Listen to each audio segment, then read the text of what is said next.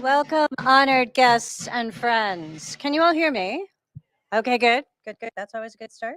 I'm Leslie Green Bowman. I'm president of the Thomas Jefferson Foundation. And on behalf of the board and the staff, it is my great honor to welcome you to Monticello to celebrate the 280th anniversary of Thomas Jefferson's birth. Please rise for the presentation of the colors of the United States Army Old Guard Color Guard.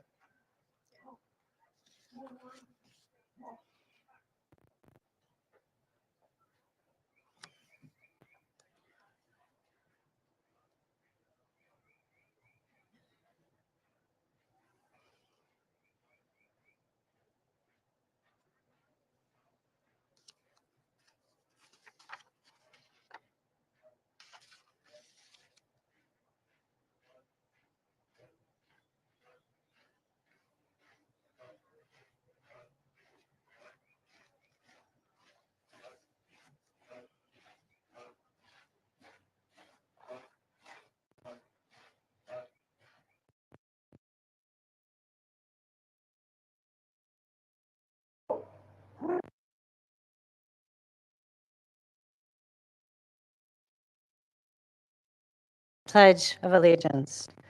I pledge allegiance to the flag of the United States and to the republic for which it stands, one nation, under God, indivisible, with liberty and justice for all.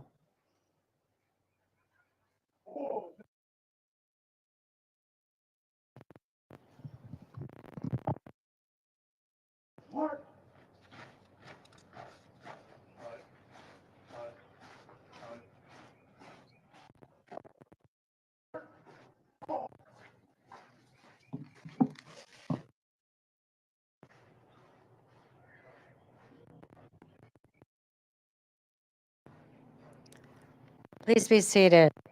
Join me in a heartfelt thank you to the United States Army Old Line, Fife, and Drum Corps for their participation today.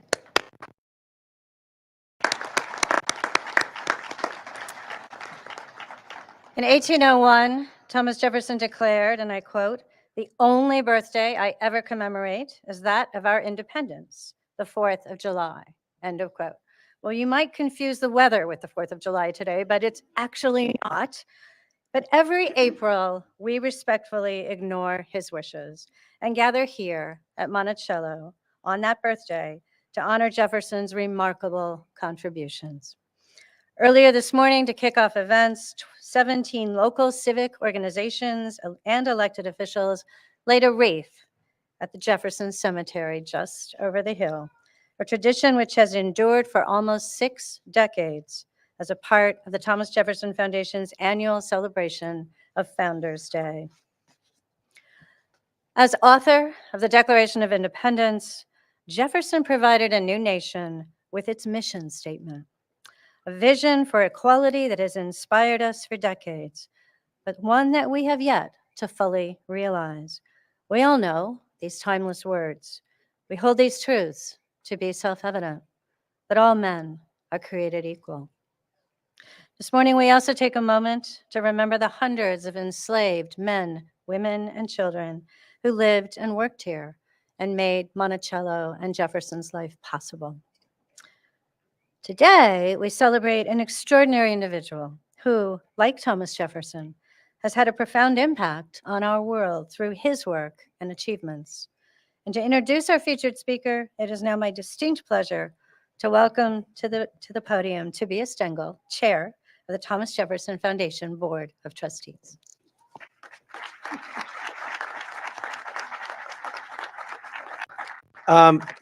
Before I get started, to ask everyone to give a round of applause for Leslie. Leslie has been here for 15 extraordinary years at the helm of the Thomas Jefferson Foundation and has led it through some of its most times, including the pandemic, and we are forever grateful. So thank you, Leslie.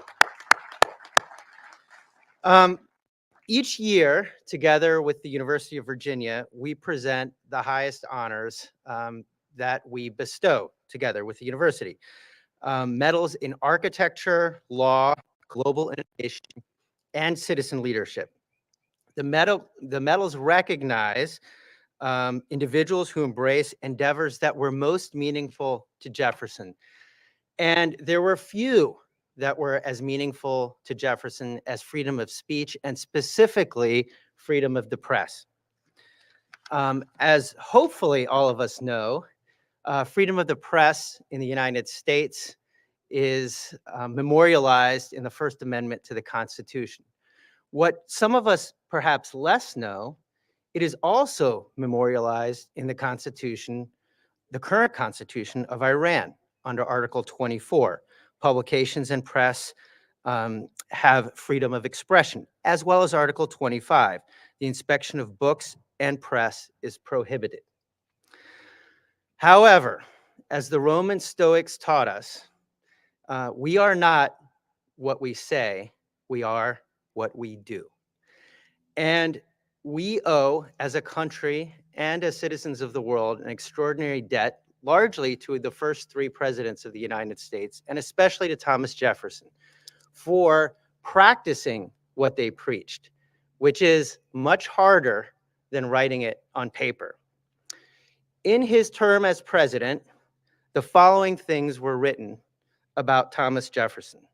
The Weekly Register wrote, "His conduct is such as to destroy all confidence in him and to prove that he is destitute of every sentiment of honor and honesty." The Richmond Recorder, right down the road, wrote, "Mr. Jefferson is the most artful, intriguing, hypocritical, and unprincipled politician in America." The Connecticut Current wrote, "The more we see of Jefferson, the more we suspect him to be a traitor." Again, from the Connecticut Current, apparently Mr. Jefferson was not very popular in Connecticut at the time. "Jefferson is a French revolutionary bent on destroying the religion and government of his country." During this time, Jefferson stood by the concept of freedom of the press, defending it again and again as absolutely critical to a functioning democracy. He lived what he preached, which is so important in our world. This morning, it is my privilege to introduce another great individual who lives what he preaches. Jason Rezaian, recipient of the 2023 Thomas Jefferson Foundation Medal in Citizen Leadership. He embodies not just the idea, but the actions of a citizen leader. An award-winning writer and columnist with the Washington Post, he's a first-generation American of Iranian origin. In 2012, he became the Washington Post's Tehran bureau chief, and in July of 2014, he was arrested by Iranian authorities and imprisoned on unsubstantiated charges of espionage. Jason was detained for 18 months in the infamous Evin prison, an experience he recounts with great humility in his memoir, which I cannot recommend enough, Prisoner, My 544 Days in an Iranian Prison. Following his release, Jason has used his platform to fight for freedom and the liberty of others, championing the stories of other journalists in prisons for doing their jobs and fellow Americans held hostage abroad solely because of their American citizenship. We are thrilled to welcome Jason to Charlottesville and incredibly proud of the work he has done and the work he will continue to do in proud legacy of the work started by Thomas Jefferson.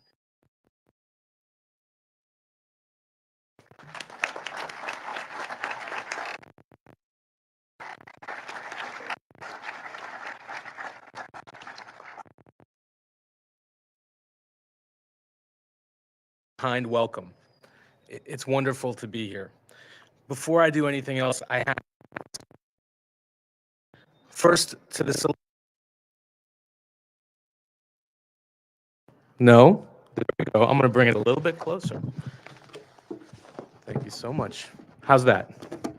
Good? All right. Before I do anything else, I have to express some gratitude. First, to the selection committee at the Thomas Jefferson Foundation and everyone here at Monticello and the University of Virginia and the Batten School for welcoming us, for me and my family. I've been incredibly fortunate in life, but I can't imagine ever receiving a higher honor than one that commemorates the legacy of Thomas Jefferson. So thank you. Sometimes I tell folks that I won the lottery of life experience. And a big reason for that luck is that I've chosen unfamiliar paths, put myself in new situations, never tried to avoid new experiences or people who were different from me. And that led me to many unexpected opportunities. On this Founders Day, as we celebrate the life of Jefferson, I want to remember another American original and a giant in my own life who also happened to be born on April 13th. That was the journalist and Jefferson biographer, Christopher Hitchens, my friend, my mentor, who would have turned 74 years old today. It's no exaggeration to say that I wouldn't be in journalism without the guidance and encouragement of Christopher Hitchens that he gave me as a young man. And I want to acknowledge one of my oldest and dearest friends, Tom King, a proud UVA alum who made the long journey from California to be here today. His dad, Don's, here as well. Tom and I met our junior year of high school, sitting in the back of a history class, making jokes and causing a general nuisance for our teacher. And we became fast friends. Tommy, can you believe this? Honestly, neither can I. I wouldn't be here at all if not for the two women in my life, my wife and my mother, both of whom are here today. Mom instilled in me a curiosity and kindness to others that I've usually tried to replicate to some success. And to my forever love, Yegi, she and I will be celebrating 10 years of marriage next week. I owe you everything. You say I taught you patience, but you keep teaching me about loyalty and commitment every single day. And to our son, Justice, he's 2.5. He's a real handful, and I can't wait to see the man that he becomes. And to everyone gathered here, for giving some of your time to listen to me talk about issues and experiences that have informed my life and my work. I hope you'll go home today with something new to think about. When I was in my 20s, I traveled a lot. I'd visited 40 countries by the time I was 25 years old. The dollar was historically strong, and international travel had never been so accessible to so many Americans. Using my blue passport felt to me like a very American thing to do, to explore, to push beyond what I knew, engage with people of different languages, cultures, and beliefs. It may not feel like it today, but those are core American values. They always have been. Now, if my dad were alive and here today, and you had the chance to talk to him, you'd quickly notice that he had a strong command of the English language and American idioms, but he also had a very thick accent. So naturally, you might have asked yourself, where are you from? And he would have said, I'm Iranian by birth and I'm American by choice. And I'm very proud of both. In a world where we've been told that those two things are incompatible with each other, the idea that you could hold these supposed dual identities simultaneously became a guiding principle for me. In 2009, I moved to Iran, one of the least free countries in the world, the country where my late father was born. I went there to work as a journalist, and I was pretty good at it. Good enough that I got one of the dream journalism jobs as a correspondent for the Washington Post.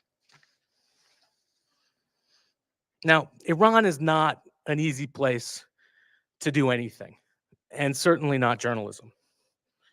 But that didn't bother me much. It made me even more passionate to tell stories from there. I was undeterred. I did it for years until one day my Iranian-born wife and I were arrested from our home at gunpoint and hauled off to prison, where I spent the next year and a half. It was a terrible ordeal that I wasn't sure how I would survive. That's not really what I want to talk about today. One of the only good things that happened while I was in prison was that after many months, when Yegi had finally been released and became a fearless and tireless advocate for me, she fought and won the right to bring me books. So I read a lot. And one of the unlikeliest books she found in Tehran, in the back of a van, which served as a mobile used bookstore, was a well-worn paperback copy of Jefferson's writings. All these years later, two ideas stand out for me. Those are the importance of press freedom and the responsibility that Jefferson and his fellow founders felt in protecting the rights of all citizens. Several passages has stayed with me as well. Jefferson wrote, "If a nation expects to be ignorant and free in a state of civilization, it expects what never was and never will be. The functionaries of every government have propensities to command at will the liberty and property of their constituents. There is no safe deposit for these but with the people themselves, nor can they be safe without nor can they be safe with them without information. Where the press is free and every man able to read, all is safe." He was warning us about the natural tendency for those with power to abuse it and offering one possible shield that we could use ourselves against that abuse of power. Where I was sitting in an isolated cell in one of the world's most high security prisons for the twin crimes of being a journalist and being an American, I understood that we were living in an era when those worst tendencies of governments that Jefferson recognized more than 2 centuries ago are once again on the march. The kind of abuse of power that I was subjected to is something that far too many people in Iran have experienced, especially in the last few months, as the population has stood up and said, we don't want to be ruled by religious thugs any longer.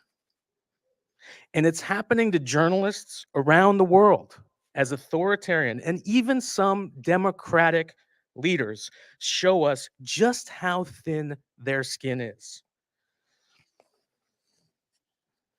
Most Americans aren't aware of it, but right now, dozens of fellow US citizens, people just like you and me, are being held in countries around the world, not because of any legal violations they committed or any credible allegations against them, but simply because they're American. You might have heard about one of them in recent days, the Wall Street Journal Russia correspondent, Evan Gershkovich. What Evan is facing right now feels eerily similar to what happened to me in 2014 in Iran. Both of us are US-born journalists with family backgrounds in the countries we chose to cover. Those connections to the people and the places gave our reporting additional layers of perspective and nuance that most of our colleagues didn't have. But they also put larger targets on our backs. It's not that Evan and I didn't understand these risks, but that we felt a responsibility to inform. And we believed there was something unique that we could bring to the task of doing that. Ultimately, Evan and I chose to do something that is at its core very American.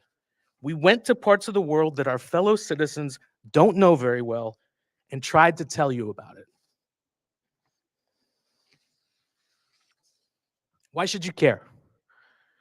Well, Again, Jefferson put it way better than I ever could. In his 1805 State of the Union address, he talked about the safe return through a negotiated release of American sailors taken hostage during the First Barbary War. Speaking of their liberation, Jefferson said, "In a government founded on the will of all, the life and liberty of every individual becomes interesting. It matters to all of us." When you hear about the efforts the US government is making to free Evan Gerskovich from Russia and other Americans held hostage in other countries, I hope you remember those words.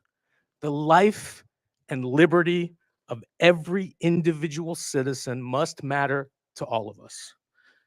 Understand that foreign states do this to Americans because they know our system of government, in theory, places the highest value on the rights of each of us to live freely. Now, I don't need to tell you all that in practice, it doesn't always work that way.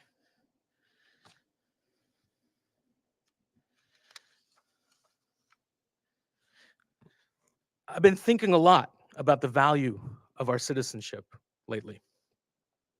What is it worth in the world to be a citizen of the United States of America in 2023? The truth? Well, it depends.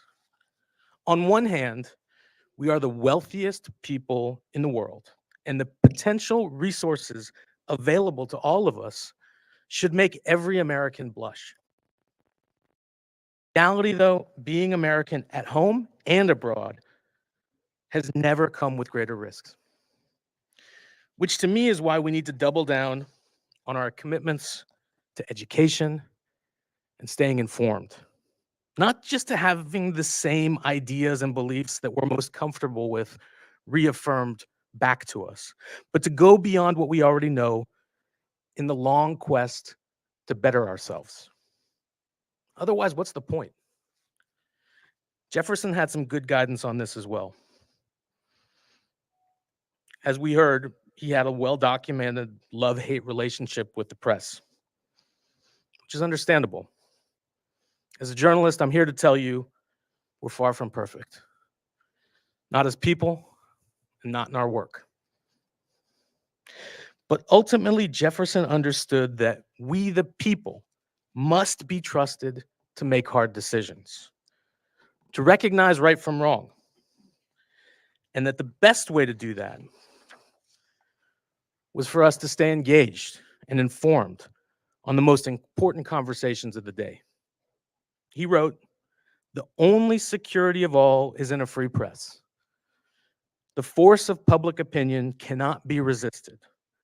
When permitted freely to be expressed, the agitation it produces must be submitted to. It is necessary to keep the waters pure."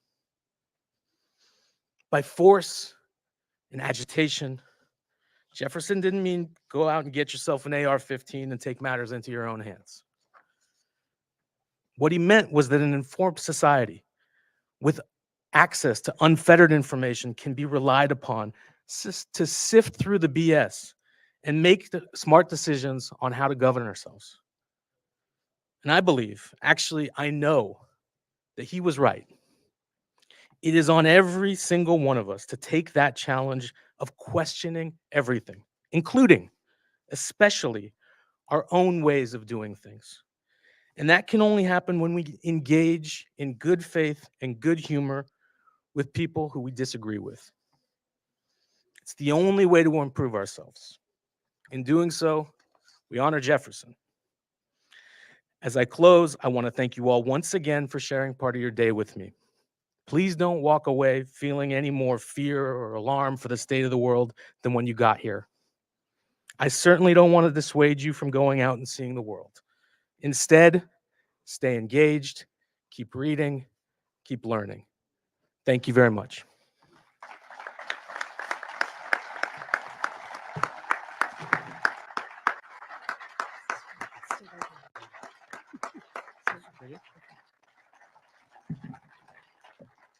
Stay engaged, keep reading, keep our republic alive and healthy. Thank you, Jason. Such meaningful words, particularly with your experience and those 544 days in captivity.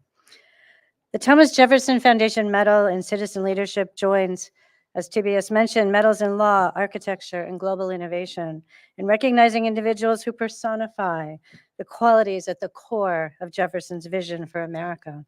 And each year they give us reason to celebrate the best of the human spirit, and they give us hope for the future. They remind us that the values of self-government, freedom, and equality remain a work, and you mentioned this, in progress, continuously improving and advancing, shaping our country to yet a better one, living up to the ideals that Jefferson left us with. In addition to the medals, this morning we are honored to present the Thomas Jefferson Foundation Award in Citizen Service, recognizing an organization in Charlotte, the for life, liberty, and the pursuit of happiness for all. So in recognition of Jason's work, we've invited Jason to present our second annual Citizen Service Award and to honor our own local press and paper, Charlottesville Tomorrow.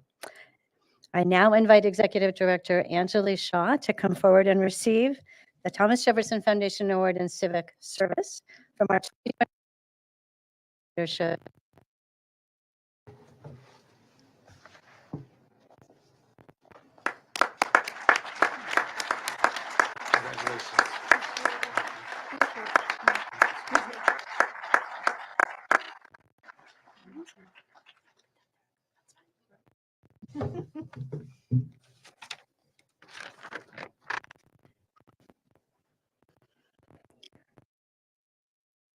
Is the value of story. Here at Monticello, there is immense power.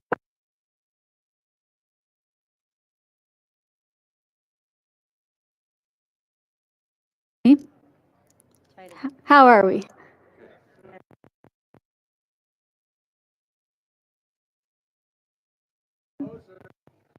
Closer. I'm a little shorter than everybody else here. Okay, is this better? Thank you. I'm gonna start again.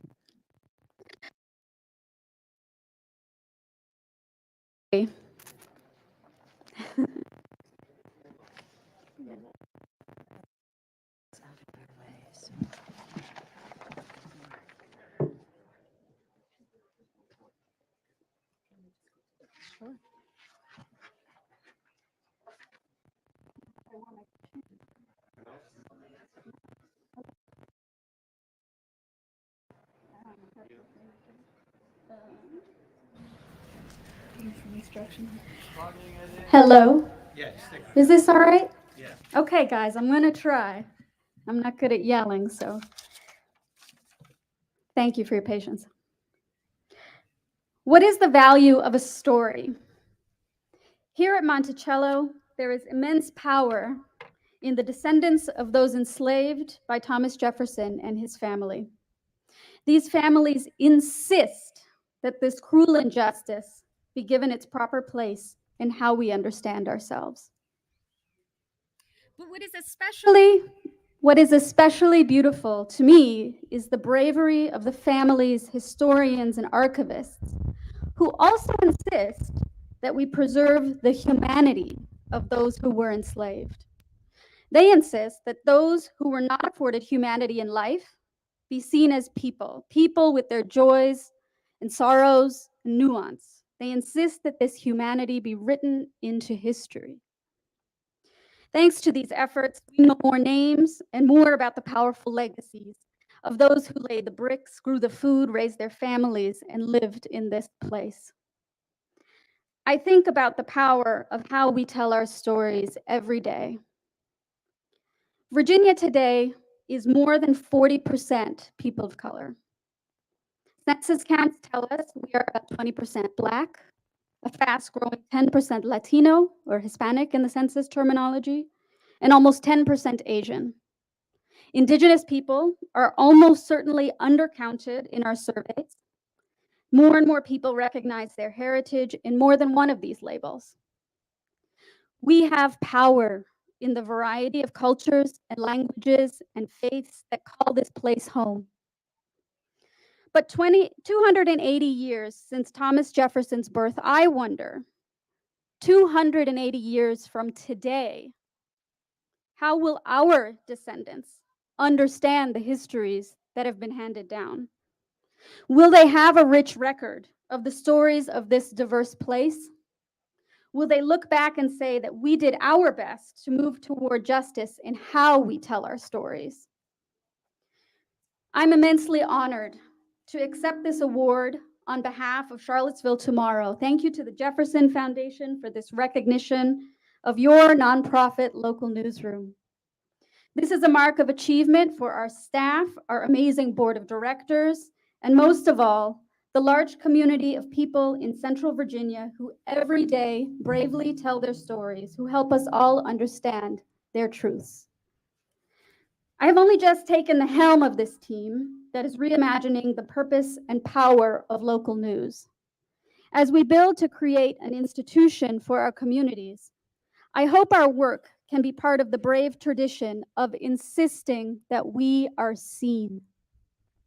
I hope our descendants find that together we told a rich and full story of our time. Thank you.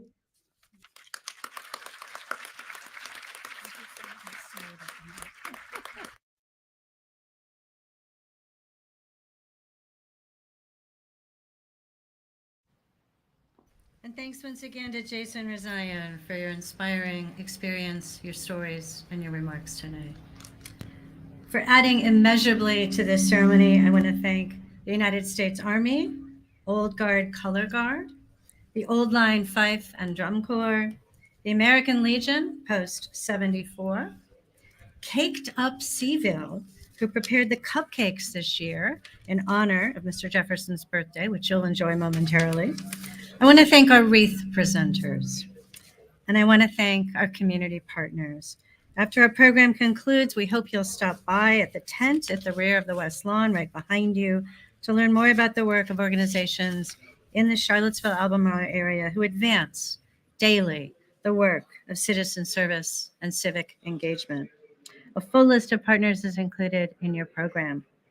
We'll conclude our ceremony, as is our tradition, with a 3-volley salute, after which we invite you to continue your morning with birthday cupcakes and an encore performance from our Fife and Drum Corps. Thank you for joining us today. Happy birthday, Mr. Jefferson.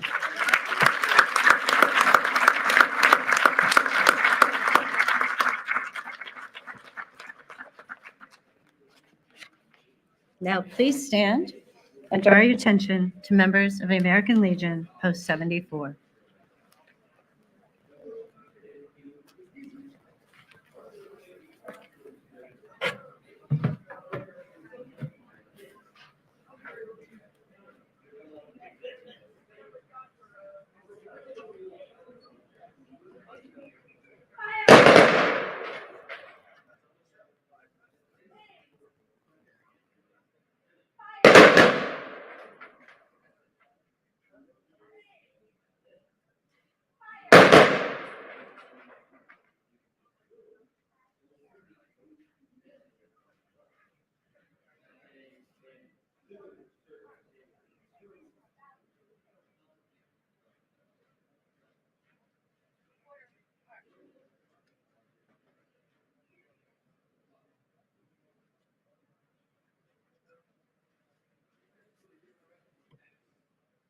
And that concludes our ceremony. Thank you all.